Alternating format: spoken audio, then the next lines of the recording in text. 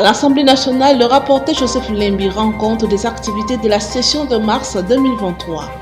Le président de la Commission électorale nationale indépendante, Denis Kadima, a effectué la ronde de 200 de la centrale électorale ouverte depuis le lundi 26 juin à Kinshasa. La célébration de la fête des moutons par le musulman du monde ce mercredi 28 juin, le représentant légal de la communauté musulmane du Congo appelle les musulmans à prier pour la paix au Congo et profiter de l'occasion pour souhaiter une bonne fête à tous les musulmans congolais. Il est l'heure de vous informer, mesdames et messieurs, bienvenue dans cette session d'information. Dans l'actualité, à l'Assemblée nationale, le rapporteur Joseph Lembi rend compte des activités de la session de mars 2023, 12 jours après la clôture de cette dernière pour restituer l'essentiel des activités parlementaires des sessions ordinaires mars 2023. Suivez le compte rendu. Au cours de cette session, l'Assemblée nationale a procédé à la validation de 9 suppléants, dont un suppléant d'un député nommé à une fonction incompatible au mandat de député, 3 suppléants de députés décédés, 5 suppléants de députés invalidés pour cause d'absentéisme. Au sujet des auditions en commission, il y a eu au total 32 auditions des membres du gouvernement de la République, ainsi que les directeurs généraux des différents services publics de l'État par les commissions aménagement du territoire, infrastructures et nouvelles technologies de l'information et de la communication, relations extérieures, environnement, tourisme, ressources naturelles et développement durable, ainsi que la commission ECOFIN, économique, financière et contrôle budgétaire. À titre exemplatif, Madame la ministre d'État et ministre du Plan, au sujet de l'évaluation du niveau de l'exécution du programme de développement de 145 territoires. Monsieur le vice-premier en charge de l'intérieur, en rapport avec la démolition des constructions anarchiques dans la ville-province de Kinshasa. Monsieur le directeur général de l'Office national de l'identification de la population, autour des problématiques de l'identification de la population effective. Monsieur le directeur général de l'Institut national des statistiques, dans le but d'étoffer son document par des tableaux et des graphiques. Concernant l'approbation des rapports des commissions spéciales, l'Assemblée nationale en a approuvé 3. 1. Rapport de la commission spéciale chargée de contrôler la gestion du bureau de l'Assemblée nationale. Rapport de la commission spéciale chargée de préparer les prévisions budgétaires de l'Assemblée nationale pour l'exercice 2024. Rapport de la commission spéciale concernant les cas. Revenons sur cette information, Exeta, édition 2022-2023. Le ministre de l'Enseignement primaire, secondaire et technique, le professeur Tony Mwaba Kazadi, a donné le go de cette 57e session à partir du territoire de Katanda, dans la province du Kasaï oriental. Suivez les détails avec Ginelle Bezo. La session ordinaire de l'examen d'État 2023 attend la participation d'1 2806 candidats, dont 411 621 filles, représentant 41%, et 691 185 garçons.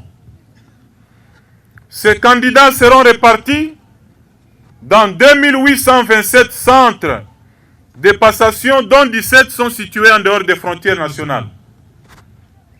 En même temps que la session ordinaire de l'examen d'État, vont se dérouler les épreuves de la session ordinaire du jury national du cycle court professionnel, auxquelles prendront part 5 447 candidats disséminés à travers 275 centres de passation tous ouverts sur le territoire national.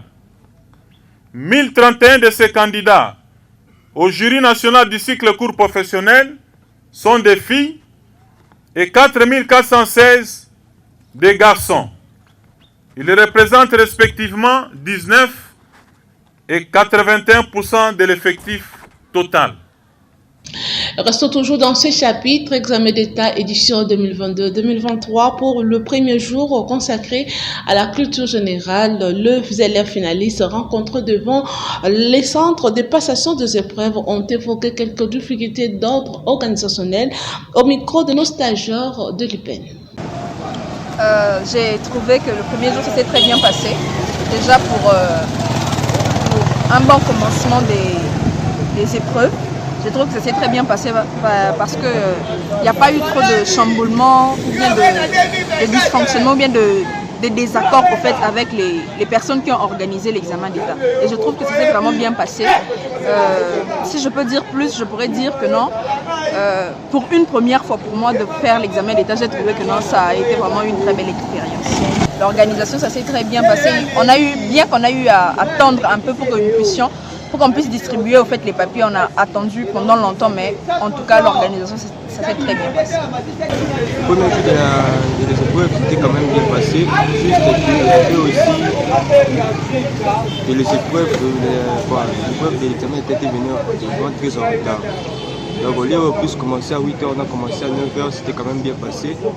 Malgré aussi, il y avait aussi des circulations, malgré aussi, il y avait aussi quelques dérangements. Et en plus, on était vraiment hyper fatigués lors de la première parce qu'on était réveillés très tôt. Mais quand même, on s'est battu quand même pour apporter quand même cette épreuve qui semble très aussi compliqué aussi, mais malgré aussi il y avait des matières qu'on n'avait pas vues en classe, mais c'était aussi par rapport à notre recherche de ces preuves qu'on a réussi à faire notre épreuve d'examen de jour.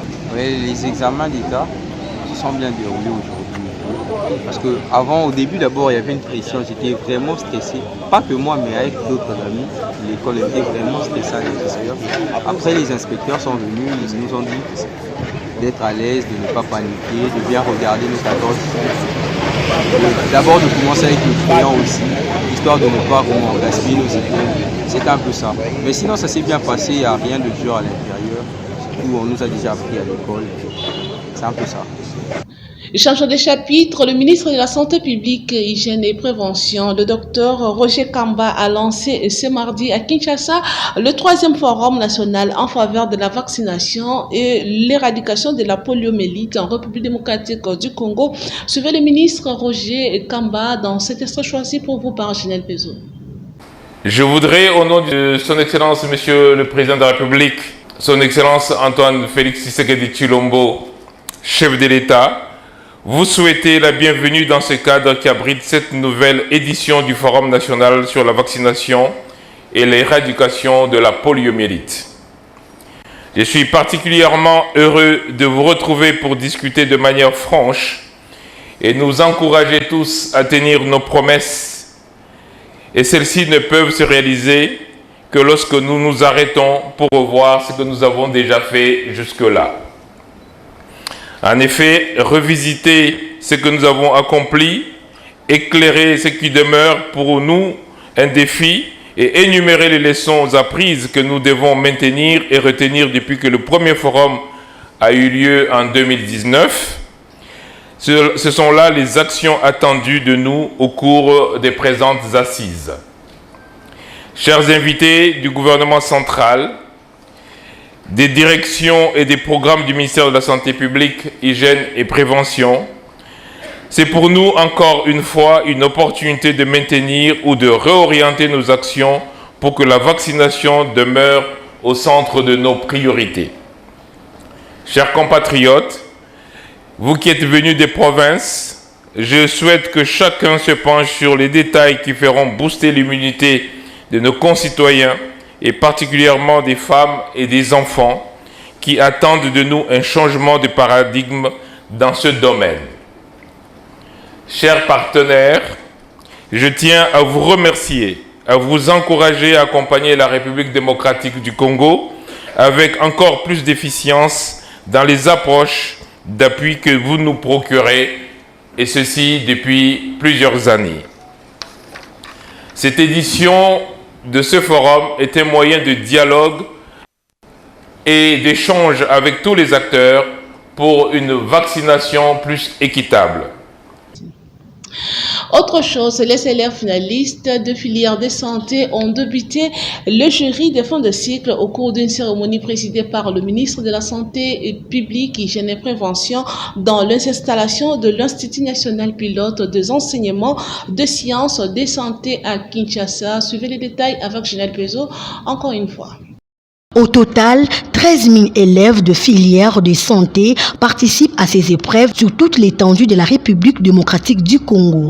Il s'agit entre autres de filières infirmières, techniques de laboratoire, techniques de santé accoucheuse et santé mentale. Nous avons besoin de prestataires de qualité pour nos patients.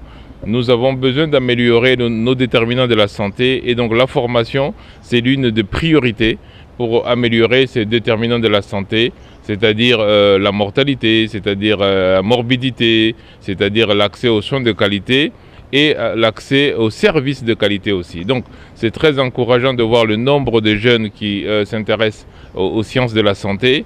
Et effectivement, lancer un tel jury, c'est un honneur pour un ministre de la Santé.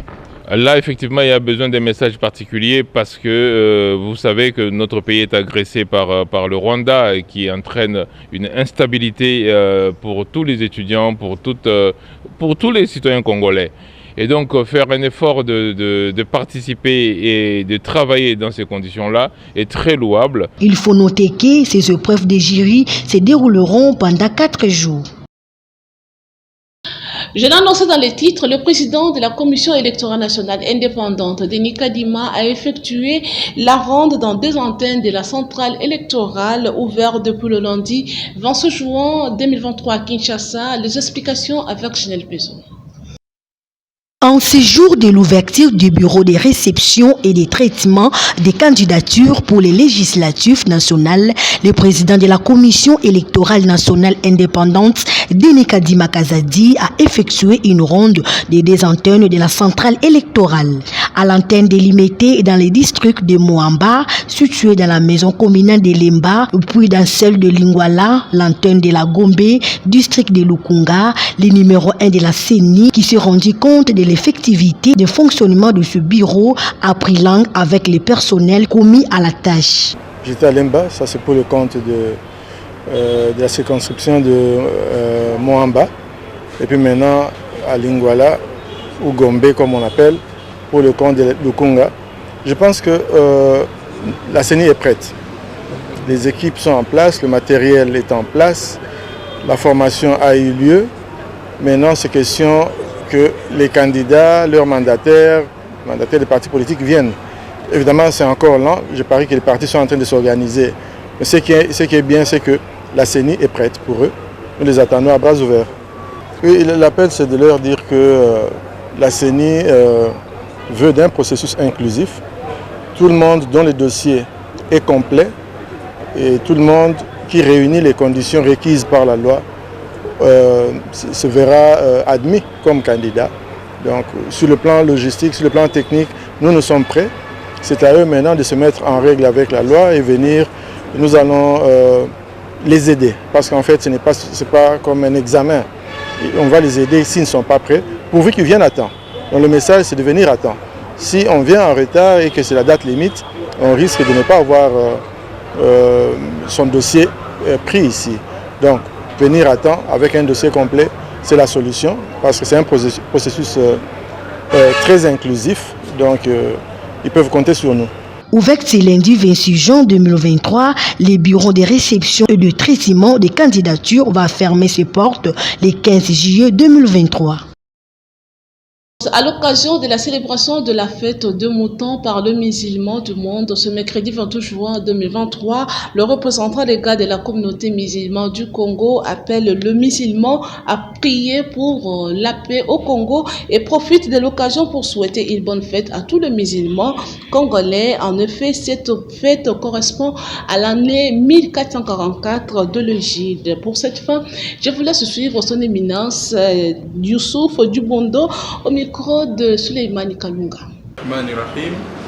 Assalamu alaikum wa rahmatullahi wa barakatuh.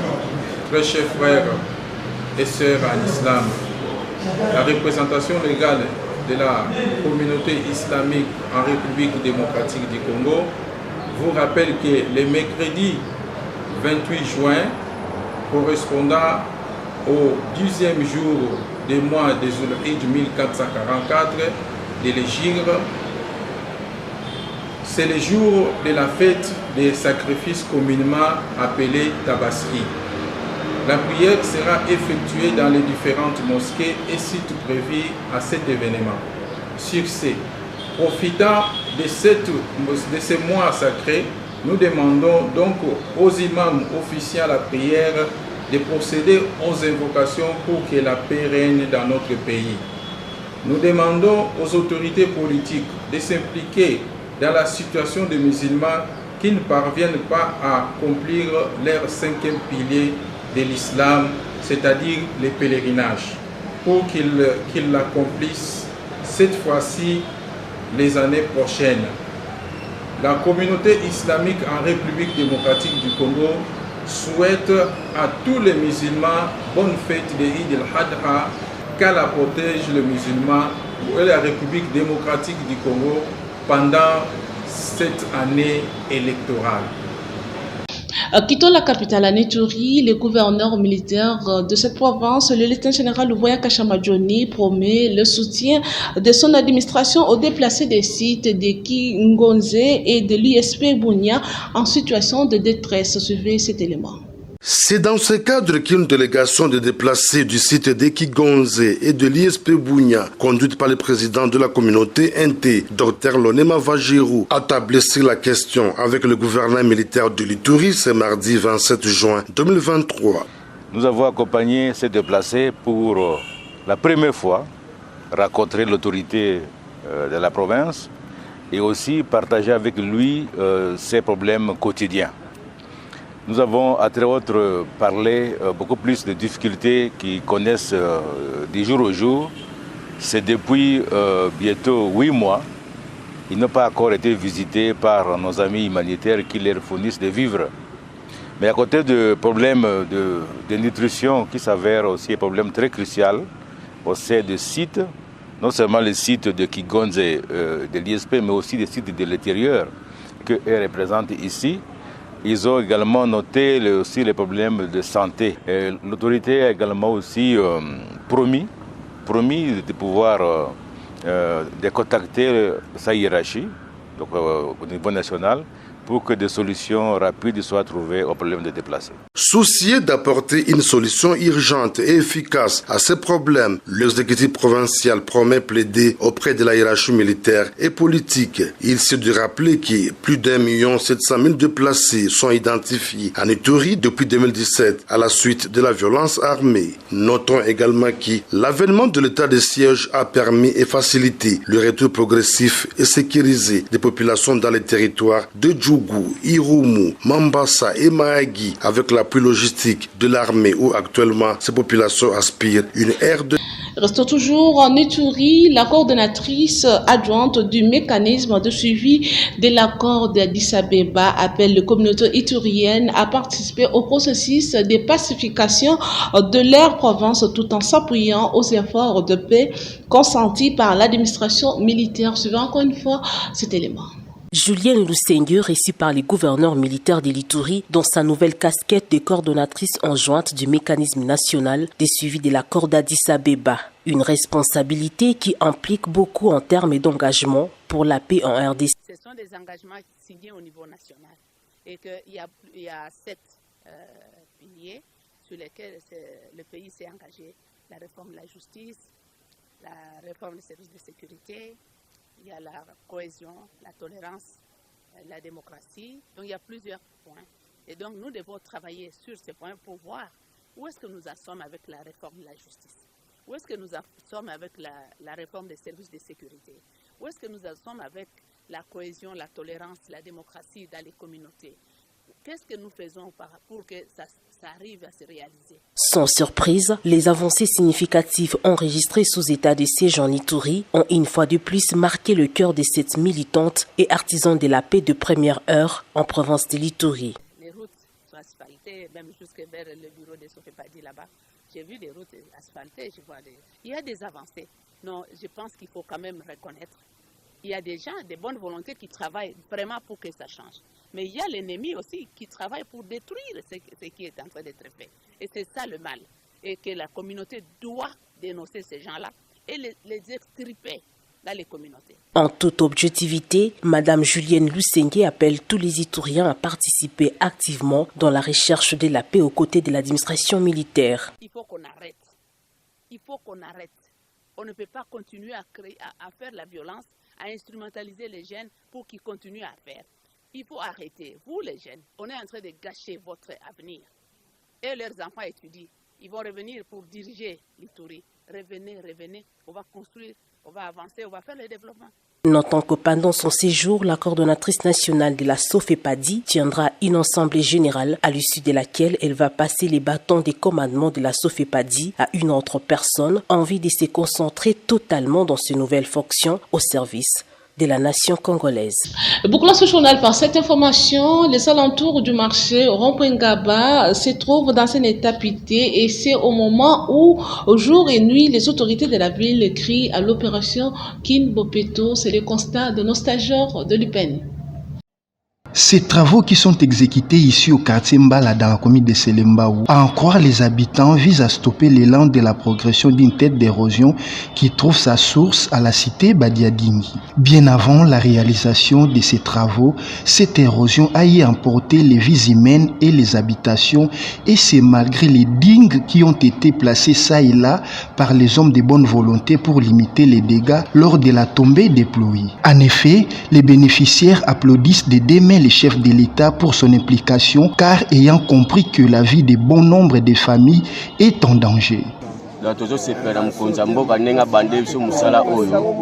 Parce que musala oyo libulu oyo erosion oyo bomisi bato ebele tobima na ba prince bato bazwa masasi ti leo bato babuka ya makolo likwa libulu oyo nde tomoni président Fachi Beton ayebi kosalisa biso erosion oyo donc sentiment oyo toyebi te ti yesu akoyaka mokolo nini libulu oyo antomato mitumisa miko ebanda banda kala na c'est vraiment ya mai baoyo kokufa kutala tension basi bakufa mende siko tozana esengo kuma tosepeli na ndenge siko baye kosalela biso terrasse atoko masino nde tozana esengo miko muni bachino ndenge baye kosalela biso awa ataka totondo kumazabi makumisa faut gouvernement tia maele na population de population biso topolaka bango topolaka ba bafana ba bureau te topolaka ba misala so sala busa biso sala boye mboko kene liboso nde na sepe besoin ndenge ba bandi yango. Les habitants du quartier Mbala attendent impatiemment la fin de ces travaux pour qu'ils dorment très bien sur l'air oreiller. Ainsi s'achève ce journal, mais avant de nous quitter, place au rappel des principaux titres. À l'Assemblée nationale, le rapporteur Joseph Lembi rend compte des activités de la session de mars 2023.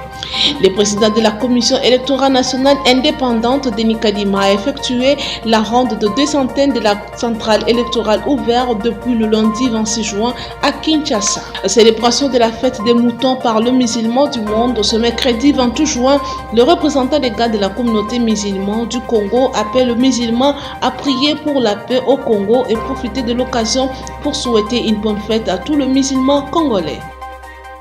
Et voilà, c'était là le rappel des titres. Merci pour votre attention. Un grand merci à toute l'équipe de la rédaction CBS. Je vous retrouve encore demain avec le même plaisir. Au revoir.